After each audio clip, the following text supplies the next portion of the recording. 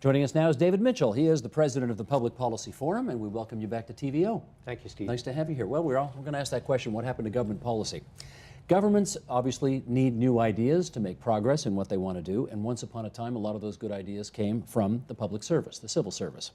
Today, you say not so much. And what evidence are you pointing to come to that conclusion? Well, when you think about it, first of all, we haven't had a lot of policy ferment in recent years. Not a lot of big ideas coming out of government. Government's been more focused on service delivery. But if you think about it, where do the big policy developments come from today? Well, we know that they come from think tanks, they come from political parties, to be sure, universities, the private sector, industry associations. All of these groups are involved in advocacy, and some of them are quite successful. Certainly ideas are coming from outside of government into government, and government is responding. But what we don't see as much as we were accustomed to, say, a generation ago, Steve, were policy shops within government. Public servants at the senior level doing policy development, not just for the short term, not just for the next budget or the next throne speech, but for the medium term, sometimes even looking longer. We don't see that. We've seen an atrophy of policy development within government, and most of the ideas that are translated into policy, and there are precious few, come from outside of government today. Let's just establish what you mean when we make the distinction between a big idea and just sort of managing the file and providing service to the public.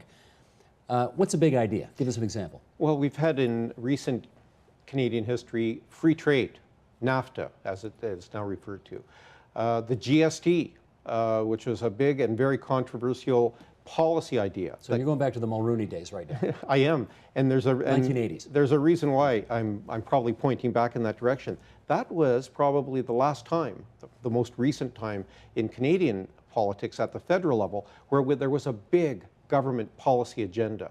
I talked about a couple of those ideas, free trade, the GST. Governments were trying at that time to implement constitutional change with Meech Lake and then later Charlottetown. We had active foreign policy dossiers. Softwood lumber was on the agenda. I mean, this was a time of big macro policy ideas. Since that time, it's almost as if we've been recoiling from activist government. Well, how much of that had to do with the fact that when Mr. Mulroney won in 1984, he won the biggest majority in Canadian history? He had a big majority. He could afford, you could argue, to do big things. Is that possible? It is, but there are a couple of other dimensions that I would mention historically. He was following the Trudeau years, which was also a very big policy period. Charter of Rights and Freedoms, you name it. There were a lot of big initiatives. Repatriating the Constitution. National Energy Program, yeah. Lots of stuff going on during the Trudeau years as well.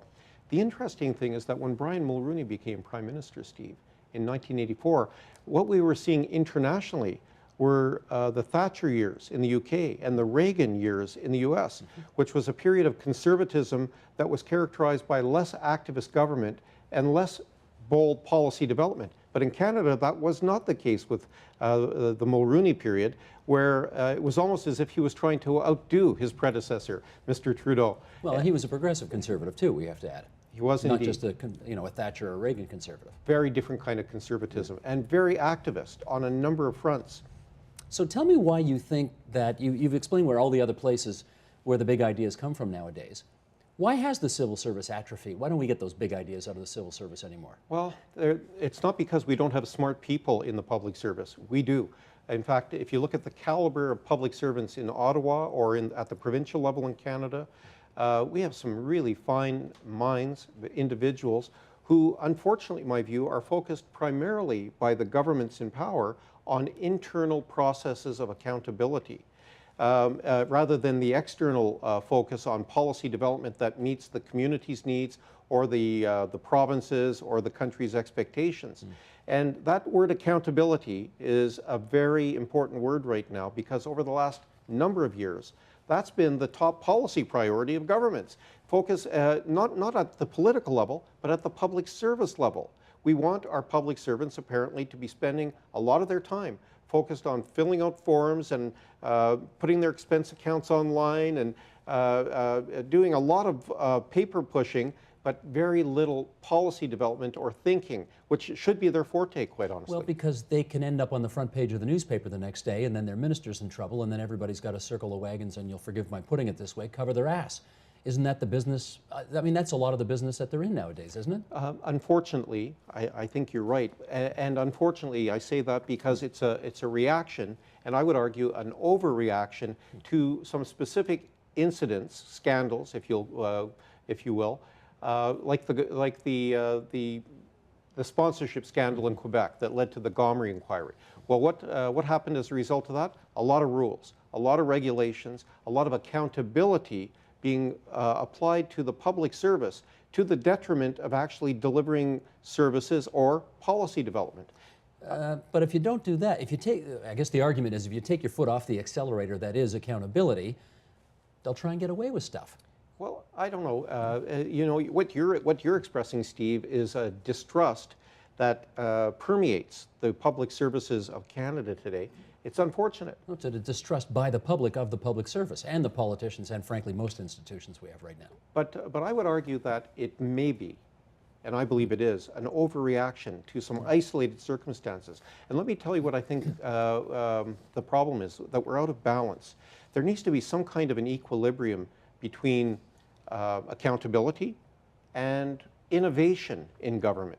We want our public service to be responsive and innovative in how governments operate and how policies are developed. Right now, the balance is very heavily towards the accountability side, with such an extreme aversion to risk that there's precious little innovation going on in government.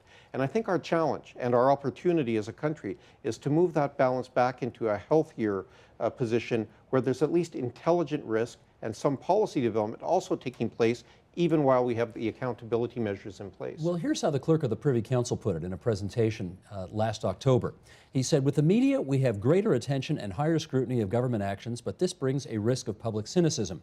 The emphasis on scandals has had the benefit of putting an emphasis on accountability and results in governments, but at the same time has resulted in a focus on risk avoidance. For public servants, there is an overemphasis on make no mistakes, to the detriment of creativity and innovation. He's echoing what you're saying, and I guess I'm wondering, do you see a public service out there, whether it's nationally or at the provincial levels, that's just running scared these days? To some extent, yes. The answer has to be yes. But when we say running scared from what? If you think about the capacity in our public services, I mean, there are some talented men and women who are leading impressive groups of individuals to do what? Well, service delivery is important. Most of the service delivery, though, to citizens takes place not at the national level, but at the provincial, territorial level, municipal level. And in the government sector as a whole, the same principles apply. It doesn't matter what level of government. But where we see innovation and policy development occurring, it tends to be more at the subnational level, in my view. And there are some creative approaches being taken. Here in Ontario, there are some good examples. Right across Canada, at the provincial level, we tend to see more active policy development than we do at the national level today. Why does it matter to the citizen who pays the taxes and just wants to see, you know, at the end of the day, good government? Why does it matter if the good idea comes from the private sector or a think tank or a university or the civil service? It may not. In fact, I think one of the realities today, Steve, is we need to have more collaboration among sectors. We want, I think, the public service to be working with the private sector, with universities, think tanks, the voluntary sector. That's healthy. And in fact, policymaking today probably needs to be more collaborative than it was a generation ago. So that's one change that is desirable. But I believe, as a citizen and as someone who spends some time thinking about these issues, that we want to have some policy capacity within government itself to be thinking not just short term into the next budget speech or to the next throne speech, but to be thinking beyond that to the medium term at least. Well, that's what they're supposed to do, aren't they? I believe so. They're the permanent staff, if you like. They don't have to, theoretically, they don't have to worry about the election cycle. Well, in Canada, where we have a permanent, nonpartisan, professional public service, that is so. It's different than in the United States, where with a government transition, a whole new group of public servants come in. What's not going on in the public service today that prevents it from being, I think the expression you used was the incubator of big, good ideas coming through? Well, we know what is going on, a relentless focus on accountability to the detriment of some of the other things that traditionally have gone on in government, which is we've seen active policy shops within government developing policies, being responsive to the government of the day, presenting ideas and options and alternatives for policies moving forward. And really, that's the public service at its best in Canada. Did that just get shut down? Or what happened to it? Well, I think it's been diverted. It's been hijacked to be focused elsewhere in government, not through any grand plan, but through happenstance. Government has seen a policy drift, I would call it, where governments are now simply responding to issues that arise. And you know what? The world is so complex today that governments would be really busy even without any policy development, just dealing with the day-to-day crises that emerge, whether they're pandemic scares or security issues or health issues. Governments need to be there to be responsive, but we also have lost the ability to anticipate what is going to be happening or what is likely to be happening beyond the immediate short term.